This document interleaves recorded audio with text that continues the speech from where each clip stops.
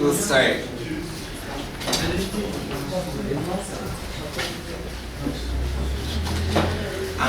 So my name is Mitchell. I speak Turkish.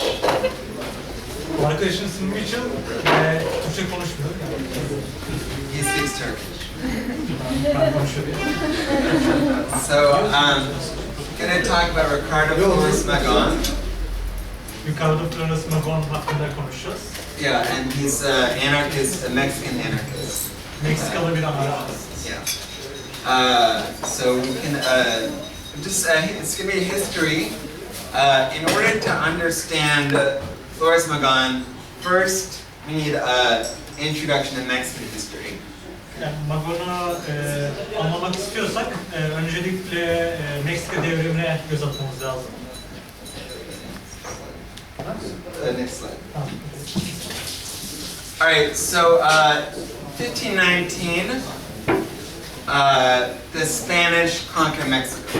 1590'da İspanyollar Meksika'yı işgal etti. And so and there are three forms of domination. Okay. Tahakkümün üç formu var, üç tipi var aslında. So there's spiritual or ideological, the Catholic Church. Political, the Spanish king rules Mexico. And there's economic, that the population has to work in the plantations. Yani ruhani olarak dini boyutu var, yani Katoliklik. Yani siyasi olarak yani krallık ve last yani so they have to work in plantations. Plantasyonlarda yani tarlalarda yani zorla çalıştırıyorlar insanlar ve üçüncü boyutu da ekonomik. Okay, so next slide. Okay, so in 1810 to 1821, so 300 years, 300 years after the conquest, there's a revolution against the Spanish. 1810'da yani işgalden 300 yıl sonra bir isyan ortaya çıkıyor. And this is Miguel Hidalgo, who starts the revolution. Miguel Hidalgo bu devrimi başlatıyor. So he's a priest, and he says, you know, will you free yourself? Will you recover the lands stolen 300 years ago by the hated Spaniards? Burada yazıldığı gibi bu rahip ve kendinizi özgürleştirecek misiniz? 300 yıl önce nefret edilen İspanyolların çaldıkları toprakları geri alacak mısınız? And he starts the revolution, and it goes on till 1821. So, and the result of the revolution, okay, is political independence from Spain.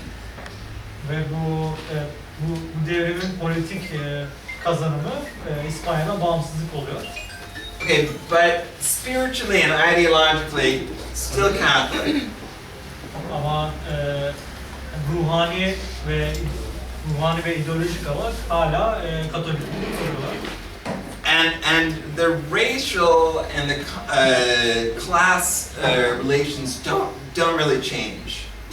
Yani hem ırksal hem de sınıfsal olarak durumlar değişmiyor. There's one change in the racial class relationship, and that's white people from Europe have the same rights as white people from Spain. White people from the Mexican. So before the rights were given to Spaniards, to people from Spain. Now, if you're from France, if you're from Germany, from any European country, you have rights. Yani ırksal olarak şöyle bir değişiklik oluyor. Bundan önce yalnızca İspanyollara belli haklar yani ekstra haklar verirken, ayrıcalık verirken diğer Avrupalı diğer beyazlıklara da bir ayrıcalık veriliyor. İşte Fransızlar gibi, işte Almanlar gibi vesaire. Alright, so next slide. Alright, and then, the next big thing in Mexican history is liberalism. And important to understand what liberalism means in this context, okay? Meksika tarihindeki önemli şeylerden biri de liberalizm ve bu bağlamdaki önemli şeyler şunlar. So liberalism came in the 1850s, and what we're talking about mostly is like free thinkers, okay? So like Voltaire and Rousseau. Liberalizm 1850'lerde geliyor ve hani bu önemli liberal düşünürlerden bazıları Voltaire ve Rousseau. Yeah, also people were reading Proudhon, so there was some anarchist influence too. Ve bu akımda Proudhon gibi anarşistler de okunuyordu. Bu akım içindeki insanlar okuyordu. And so the leader of the Liberal Party, the president eventually, was this guy Benito Juarez, okay? And Benito Juarez, you can tell, he's dark, yeah? He's from a small, poor town, he's indigenous, he's not white. Liberal partinin başkanı bir siyahtı. Esmer. Esmer mi? Yerli beyaz yerli yani. Yerli de. Yerli ve beyaz melezi. Ve ufak bir yerden yani taşradan geliyor. Yeah, okay, good. And the liberal reforms, the most important was that they had a constitution, okay? So the rule of, there's a code of law, okay? And the code of law, stuff like freedom of speech, freedom of the press. Juarez, poor guy, educated himself, has universal education. Ve bu liberal partinin hani önemli değerlerinden bazıları işte basın özgürlüğü, ifade özgürlüğü ve bu Juarez liberal partinin başkanı kendini eğitti ve işte buralara geldi. Okay, and again gets rid of or tries to get rid of authoritarian, arbitrary law. Restricts the power of the church, takes back some of the power of the military, and then there is also a little bit of market liberalization. Okay, so the law requires the church to give up its property. Also, though, a side effect. Many of the indigenous, the communal lands also have to be given, put up for sale. I think this part we have to repeat. Huh? This part I think we have to repeat because Okay, yeah, all right. So,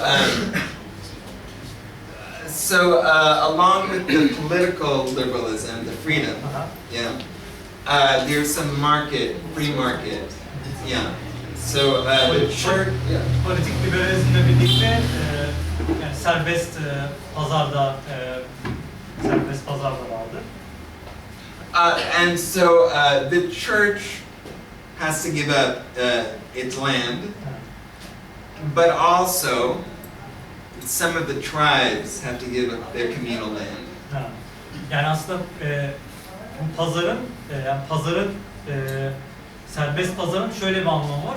Yani kilisenin de kendi topraklarını vermek zorunda kalması da anlamına geliyor bu. Ve aynı zamanda yerli halkların kendi topraklarını yani köy topraklarını da vermesi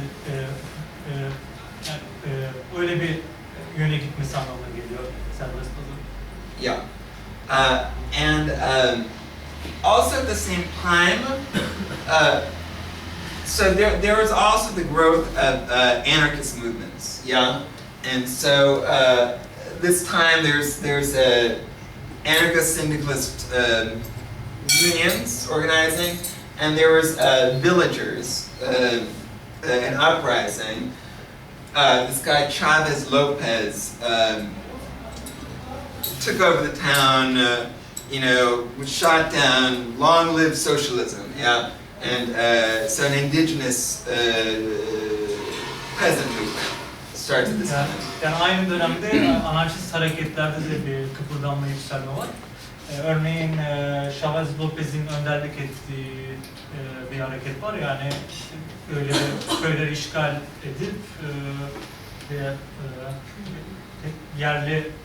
they are like taking back The land. Yani tekrar kendi topraklarını tekrar ele geçiriyorlar. So just to start, and here Juarez is known for this. Can you just read that? Huh? This diğer insan. Juarez'in bu bir önemli sözlerinden biri. Diğer insanların hakkına saygı duymak barıştır.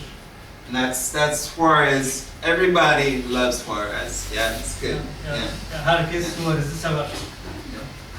Okay, next slide. Okay, so Juarez is opposed by the military general Porfirio Diaz. Juarez bir yani herhalde ordu generali olan Porfirio Diaz'a karşıydı. And Diaz becomes a military hero. The French try to invade Mexico. Diaz chases them out. He becomes a hero. Yeah. Meksika'nın Fransızlar tarafından işgal girişimine karşı yürüttüğü kampanyadan sonra kahraman oldu. Okay, and so he runs for president against Juarez. He loses. He tries to do a coup. Juarez dies all of a sudden, and he leads another coup and becomes president. Bu darbe yapıyor Porfirio Diaz ve bu darbeden sonra kendisi başkan oluyor. Tabii bu aynı zamanda yani bu Liberal Parti'nin başkanı da yani ortadan kayboluyor. Aslında faili meçhul oluyor. Okay, and then even though he starts saying, "Oh, limit the term of the president," he is the president, or he's the ruler, the dictator for 30 years, from 1880 to 1910. So he says, only 8 years in president, but he changes the constitution and is president for 30 years. Yani It's clear. Yes. Başkanlık sürelerinin kısıtlanması vaadinde bulunmuş olsa da 1880-1910 arasında iktidarda kaldı. Şey oluyor, şu arkadaşın dediğiyle hem okuyorum, ikisini şey yapamıyorum, koordine edemiyorum ya. Değişik bir şey. Evet, okay, continue. Yeah, continue. Alright, so just some stuff of the dictatorship. He combines political authoritarianism with economic exploitation. Siyasi otoriterlikle Diaz siyasi otoriterlikle ekonomik sömürüyü aslında birleştiriyor. So political, he governs by they call it Pana o palo, which is bread and the stick. I feed you or I beat you. Diaz palo tarafından yönetiliyor. Yani ekmek veya sopa. So there's corruption and patronage throughout Mexico. Yani tamamıyla yozlaşma hüküm sürüyor. Yeah, there's no accountability. There's state governors district political bosses, mayors, just abuse their power. They even, rape women, kill men, no problem. Yani bu süre boyunca eyalet valileri, mahalli siyasi patronlar insanları iktidarı istismar ediyor. Yani bu sürede birçok insanlar ölüyor. Tecavüz ve cinayet, her şeyi özgürce yapıyor. The same, the courts, they protect the rich people and foreign rich people, so Mexican and foreign rich people, white rich people. Mahkemeler zengin insanları koruyor. Hem Meksikalı hem de Avrupalı beyaz insanları koruyor bu süre boyunca. The free speech is repressed, journalists and dissidents go to jail. Özgür ifade özgürlüğü kısıtlanıyor, insanlar hapse atılıyor. The army grows, and there's also like a paramilitary force, the rurales, that's created. Hem ordu büyütülüyor hem de paramiliter gruplar finanse ediliyor.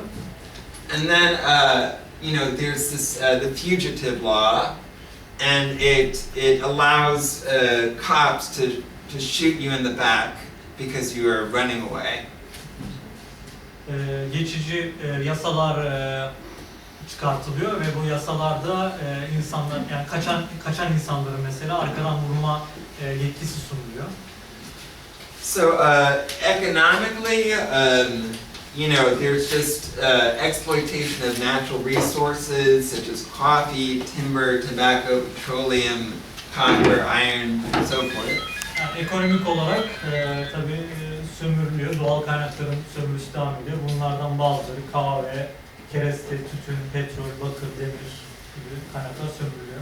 At the same time, there's also a monopoly over industries such as the railroads, the mining, etc.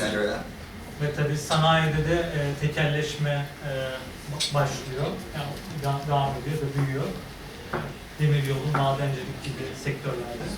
And then there's two ideological weapons, yeah? So one is the Catholic Church. So the Catholic Church, Diaz supports the Church, takes away the rules against the Church supports Diaz. Yani bu süreçte iki ideoloji aslında onları destekliyor, Diaz yönetimini. Bunlardan bir tanesi kilise. Evet. And then there are like scientists, yeah, and they introduce this Darwinism, and it says, the native people, the people who aren't white, are primitive and backwards, and so we white people have the right to rule over them. Bunlardan öbürü de bilim adamları, yani Darwinizm yoluyla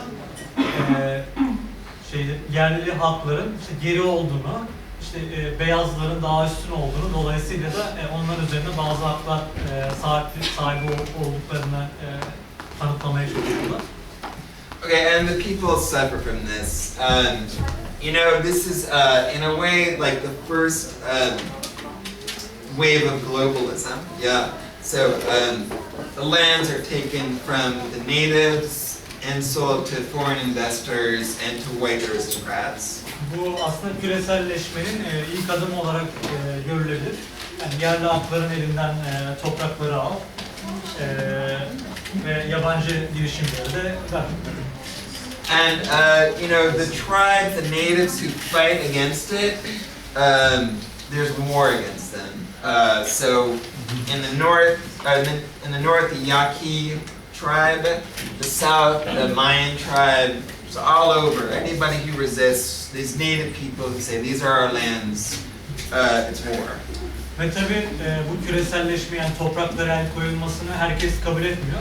Hani bazı aşiretler, bu aşiretlerden bazıları Güney Meksika'daki Mayalar ve kuzeydeki Yakuyla onlara karşı savaş açılıyor. Tabii onlar da karşı çıkıyor. And you know, at least half of the world plantation works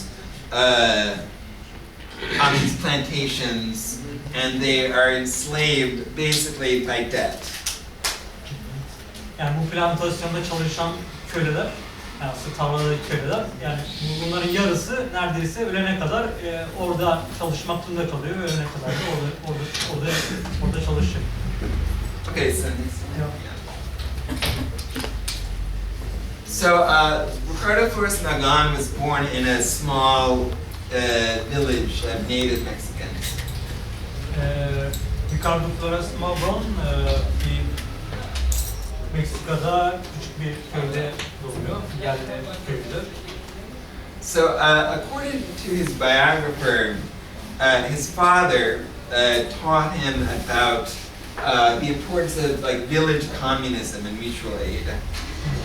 Yani biyografi yazılarına göre babası ona köy komünizmini aşılamış. So, you know, there was no rich and no poor. Everybody produced what they could, and everybody took what they needed. There was no judges, no jails, no policemen.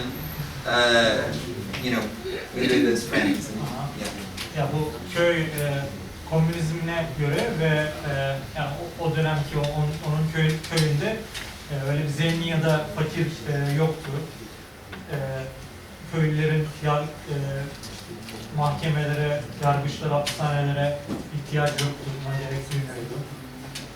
So, you know, maybe when I read this, I thought maybe this is a bit of a fantasy, but it's true, yeah. So next. Yani bu bir fantezi gibi, hayal gibi gelebilir ama bu gerçekti o zaman. So this is a very ancient custom, yeah. It's called tequio, guelaguetza. These are ancient words before the Spanish. Yani bu çok eski bir gelenek.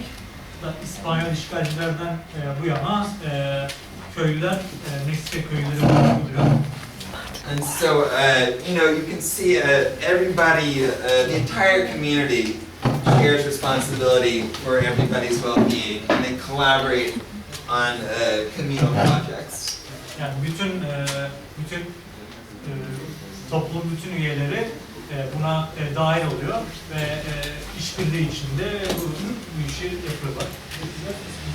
So this, I mean, here they're raising a house. It's a very ancient custom. Evet, bu yani ev yapma olayı çok eski bir gelenek. Yani de Türkiye'deki şey imece falan herhalde. Yani tekliyor imece. So, all right. The family moves to Mexico City. Magón. Magón, Flores Magón. Yes, his family moved to Mexico City. Flores Magón'un ailesi Meksiko City, yani Meksika'nın başkentine taşınıyorlar. You know, as a teenager, he, you know, was in demonstrations against the dictator. Then in law school, he works for the newspaper. Yani ergenlik döneminde de zaten bu Diaz'ın hükümetine karşı, yönetimine karşı eylemlere katılıyordu. Hukuk okumaya başladı, gazetede çalışmaya başladı. And he starts this newspaper regeneration, which he has throughout.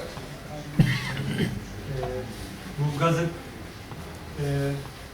Diriliş diye bir gazetede çalışmaya başladı. And it starts off with a motto, you know, independent legal journal, but very quickly changes to independent journal combat. Yani, bu gazetenin sloganlarından biri bağımsız hukuk gazetesiydi. Fakat o bunu daha sonradan bağımsız savaş gazetesi olarak dönüştürdü. And you know, it exposes the evils, the corruption in Diaz's regime. You know, starts off talking about the legal system, but talks about the political bosses, and then the plantation system that oppresses the peasants, and the working conditions in the factory. Yani bu gazete Diaz yönetiminin birçok yozlaşmış eylemlerini açığa çıkartıyor, ifşa ediyor. Bunlardan bazıları hukuk sisteminin yanlışları, patronların adaletsizlikleri vesaire. And the paper gets closed down, and Flores Magón is in prison. Flores Magón goes to prison a lot. He goes to prison a lot. Yeah. Fakat bunlardan dolayı, yani gazetenin bu tutumundan dolayı gazete birçok kez kapatılıyor ve Magón da birçok kez, çok fazla kez hapse atılıyor. Alright, and so 1901, yeah, the Liberal Party is founded again, okay? 1901'de Liberal Parti yeniden kuruluyor. So Diaz, he goes to the Vatican and he says, oh, you know, the Catholic Church can do whatever it wants to do in Mexico. Diaz Vatikan'a gidiyor ve Vatikan'da yani Katolik Kilisesi ne yaparsa yapsın benim umurumda değil diyor. So Camila Arriaga, a rich engineer, politician, is upset. He calls to return to the legacy of Benito Juarez and to the liberal constitution. Bir politikacı olan Camilo Arriaga, bu Liberal Parti'nin ilk kurucusu ya da kurucularından biri olan Juarez'in geleneğini devam ettiriyor ve dönüş için çağrı yapıyor. Yani Liberal Parti'nin tekrar kuruluşu için. And so February 1901, they have their first convention. The police are outside patrolling, but they meet and they talk. 1901'de ilk toplantılarına yapıyorlar fakat polis bu toplandıkları yerin etrafını çeviriyor ve dışarıda bekliyorlar. Most of the speeches are safe. They talk about the church, you know. They don't go after Diaz directly. Yani bu ilk toplantılarında daha çok kilise hakkında konuşuyorlar. Hani fazla dikkat çekmemek için Diaz'a fazla dokunmuyorlar. Hani onun üzerine konuşmuyorlar. So Flores Magón comes out fighting, yeah? He gives a fiery, angry speech about the evils of the regime, and he ends it. He says, the administration of Porfirio Diaz is a den of thieves. People are shocked, yeah? He says it again. The administration of Porfirio Diaz is a den of thieves. People are looking around, start talking. Says it a third time, and people applaud. Flores Magón toplantıda çok ateşli bir konuşma yapıyor ve bu konuşmada Diaz yönetimini yerden yere vuruyor. Hatta diyor ki bir cümle kuruyor. Diyor ki Porfirio Diaz yönetimi bir hırsız sığınağıdır diyor. İnsanlar şok oluyor. Yani nutukları tutuluyor. Fakat bir daha aynı cümleyi söyleyince bu sefer bir alkış kopuyor. So after this first convention, more organizing, more repression. The newspaper, Regeneration, publishes articles against exploitation, corruption. It gets shut down. The Liberal Party, they're going to have a second convention. They all get arrested. Yani Diriliş gazetesi yolsuzluk ve sömürü hakkında yazılar yazmaya devam ediyor. Devam ettiği için de yine kapatılıyor. Polis bu sefer Liberal Parti'nin bir daha toplanmasını engellemek için liderlerini tutukluyor, parti liderlerini tutukluyor. And here is Wow. Okay, here's just an image of one of the newspapers that Flores Magón. Where is it? I don't know. One of these is Flores Magón, but this is a newspaper they put out, and this banner, it says the Constitution is dead. The liberal Constitution is dead. Bu arada This is a newspaper. aha, Yeah. So they closed Regeneration, aha, and so they started another newspaper. ha, tamam. Bu partinin Diriliş gazetesinin binası ve pencereden insanlar bakıyor ve orada yazıyor. Anayasa ölmüştür artık diyor. Yani anayasaya güvenleri kaybediyor. Anayasa ölmüştür. Yeah. Okay. So, Ve bu insanlardan biri de Magón. yeah. Aha. Maybe that one. Aha. Yeah. So after this, Flores Magón gets run out of Mexico. The paper shut down. Flores Magón is arrested. Finally, the government issues a law saying anybody who publishes anything by him, they will close the newspaper. And also, he is threatened with death. He's told you'll be killed if you stay here in Mexico. Gazete tekrar kapatılıyor. Magón tekrar tutuklanıyor.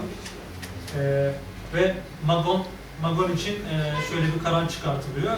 Bundan sonra nerede yazarsa yazsın, yazdığı her şey yasa dışıdır şeklinde bir karar çıkartılıyor. Ve Magón da tehdit ediliyor. Hani sen eğer yazmaya devam edersen gerisine tehdit ediliyor kısaca. Yani çıkmasını istiyorlar Meksika'dan.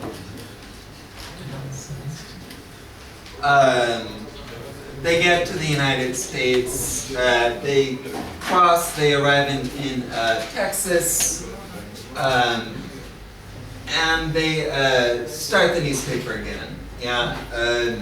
They discuss, what happened to the Liberal Party and to the paper, and then they, talk about the economic and political repression in Mexico. Sınırı geçip ABD'ye kaçıyor. Gazeteyi orada tekrar kuruyor. Bu oradayken genel olarak basına ve Liberal Parti'ye yapılan baskıları tekrar anlatmaya başlıyor. Tabii gene sosyal ve ekonomik adaletsizlik üzerine yazılar yazıyor.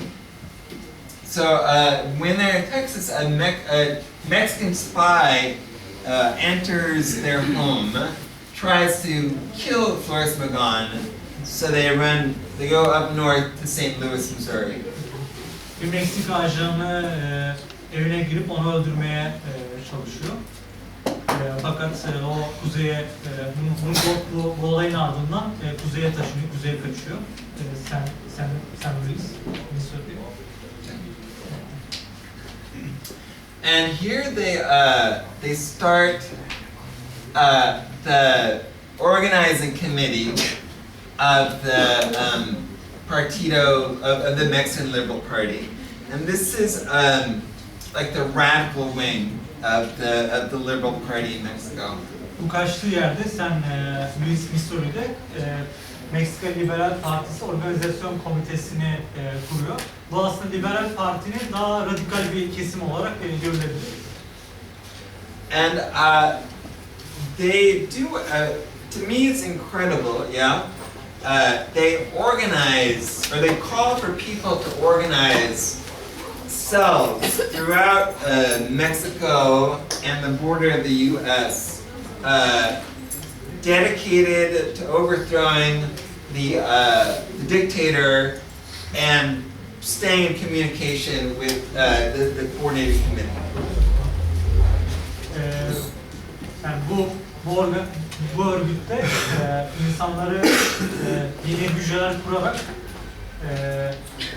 yeni hücreler kurarak bu yönetim, Meksika'daki yönetimin düşmesi için örgütlemeye çalışıyorlar.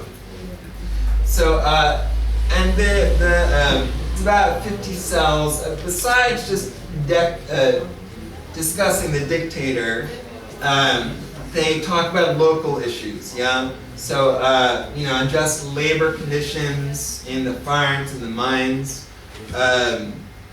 racism in the United States, political corruption. Yani 50 civarında hücre kuruyorlar ve bu hücrelerde yani birçok konu konuşuluyor.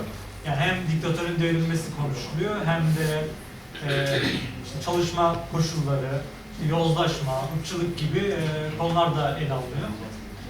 So, unfortunately or obviously, the government was spying on them. Flores Magón is arrested again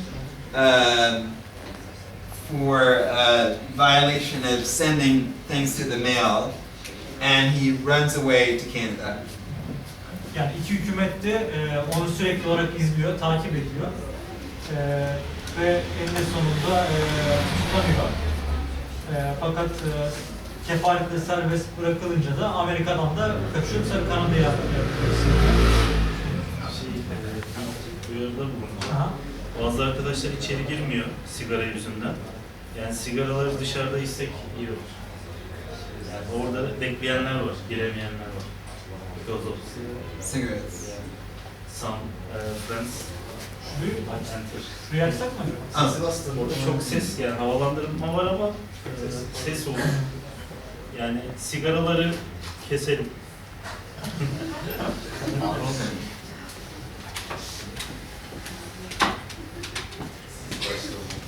You got it? Yeah. Okay, so incredible. Even when they were in exile, yeah, they released the 1906 manifesto. Sürgün sırasında 1906 manifestosunu oluşturuyorlar. And this is one of the most important documents of the Mexican Revolution. Zapata, he borrows his language. The Constitution in today's Mexico borrows its language and its ideas, so it's a very important document. Yani bu devrim için çok önemli belgelerden biri.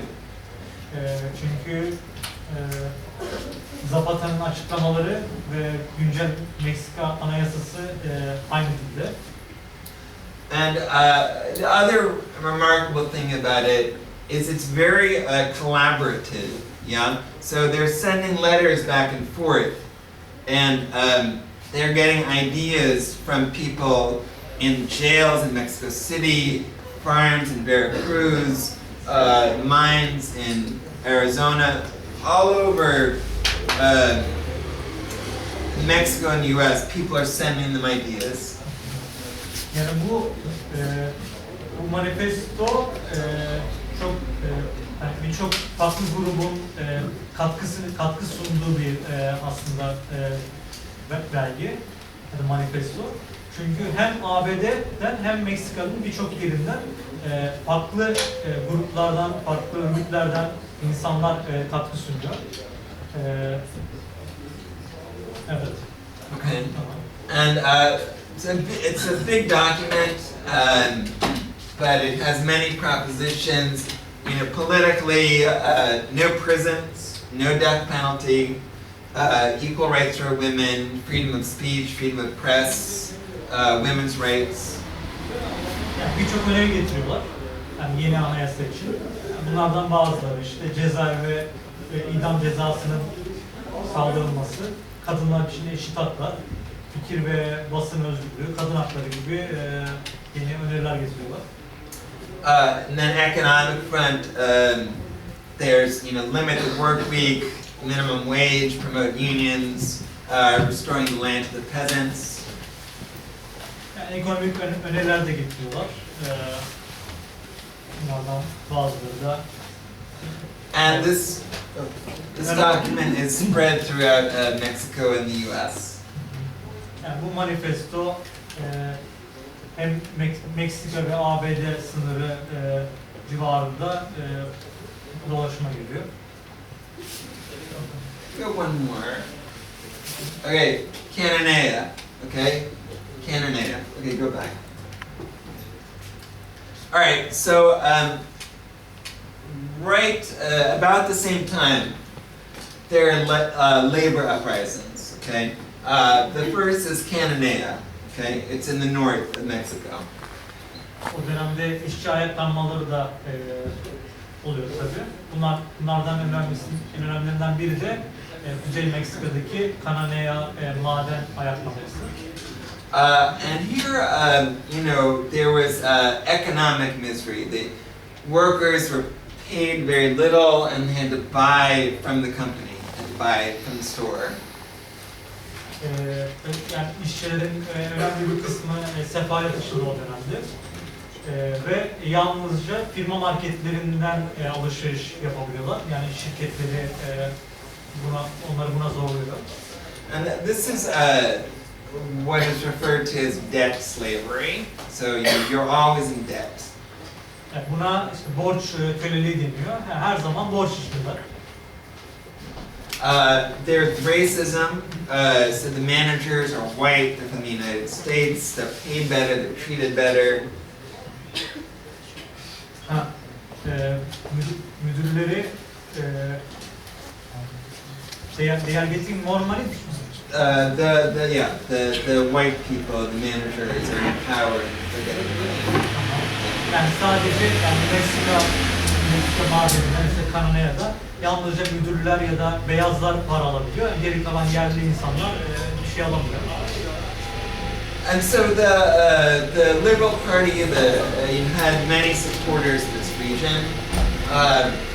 Eventually, there is a strike demanding better pay and shorter hours.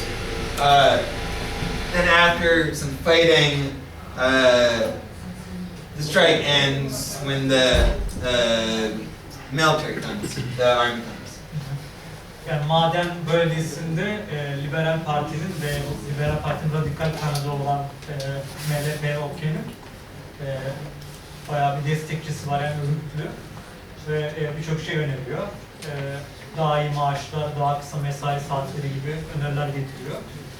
Fakat tabii idare bunları kabul etmiyor. Orduyu göreve çağırıyor ve eylem duruyor. Okay, 6 months later, a similar protest in Rio Blanco, which is a textile factory in the south of Mexico. Birkaç ay sonra da Rio Blanco tekstil fabrikasında böyle bir ayaklanma çıkıyor. The same sort of misery, not much pay to the workers. They have to buy from the company store, and it's expensive. Evet, yani orada da aslında aynı durum var. Gene sefalet var ve yine aynı şekilde yalnızca şirketin marketlerinden alışveriş yapma zorunluluğu var.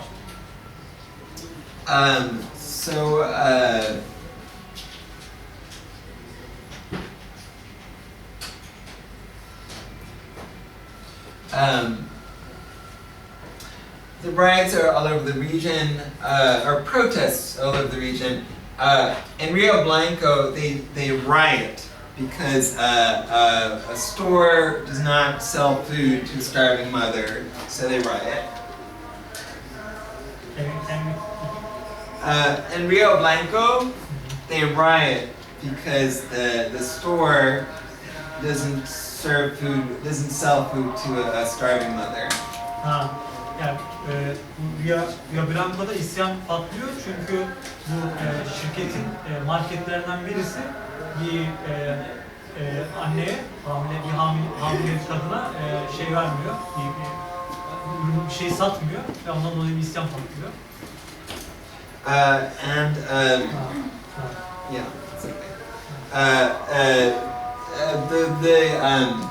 The army comes in, just like kills a lot of people, you know, a lot of blood, and the upshot of this, the result, is the Mexican people see how brutal the government is. Yeah, they see that they will kill innocent people. Yani aslında bu isyan hani devletin şiddetli yüzünü ortaya çıkartıyor. Hani insanlar da artık Meksika devletinin bu zalimliği, gaddarlığını görmüş oluyor.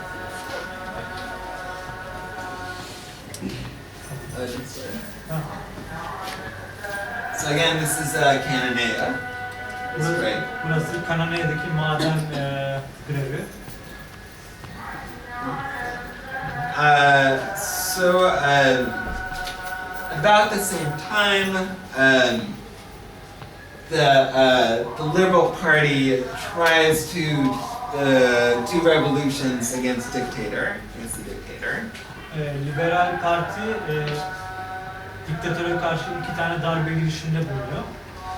And you know they wanted many places to coordinate, to uprise all at once. They wanted many cells to do an uprising at the same time. Birçok hücreyi aktive edip, harekete geçirip ayaklanma başlatma amacıyla. Darbe değil tabii. Darbe değil, kaçın darbe. But it didn't work so well. There are too many spies. Many plans could not be done, and the military put down the ones that were successful. Yani örgütün içinde bazı ajanlar olduğundan dolayı ve başka nedenlerden dolayı bu girişimler başarısız oluyor. Okay, next. And this led to brutal repression. Yeah, so repression of the Liberal Party, but also of the native tribes that supported these struggles. Yani bu ayaklanma başarısız olunca ordu çok sert tepki veriyor ve çok büyük baskılar kuruyor. Ve bu baskıdan sadece Liberal Parti değil, yerliler de yani o partiye destek veren yerliler de onun devletin şiddetine maruz kalıyor.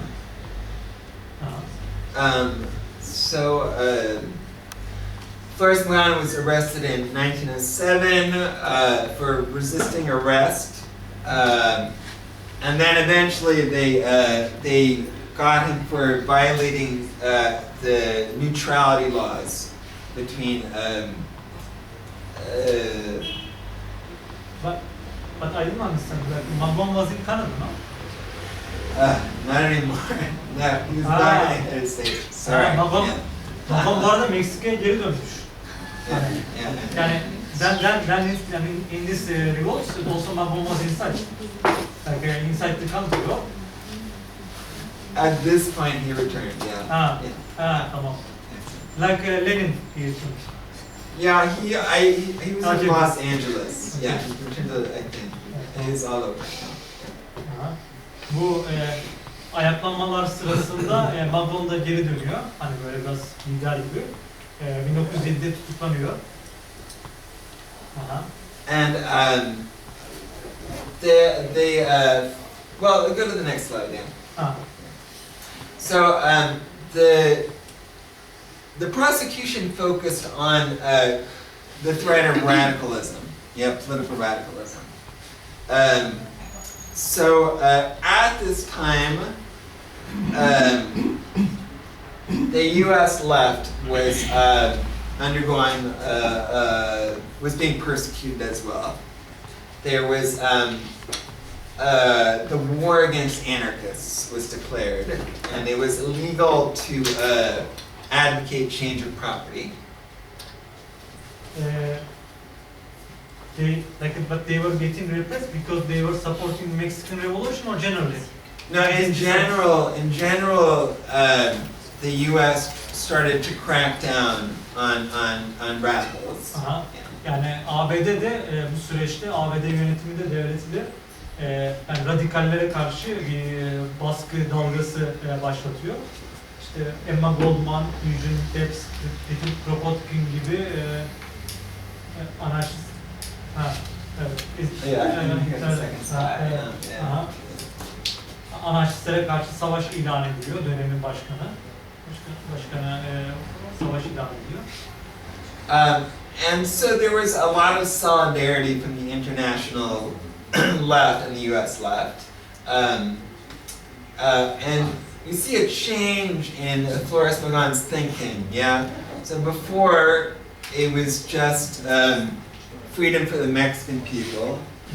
But then at this time he says, you know, there has to be an international struggle against capitalism, government, and religion. Yani Magón o döneme kadar yalnızca Meksika üzerine odaklanmıştı. Hani Meksika'nın kurtuluşu üzerine. Fakat bu hani ABD solunumuyla ABD'deki radikallerin baskılanması onun daha uluslararası bir mücadeleye de aslında yani artık uluslararası mücadele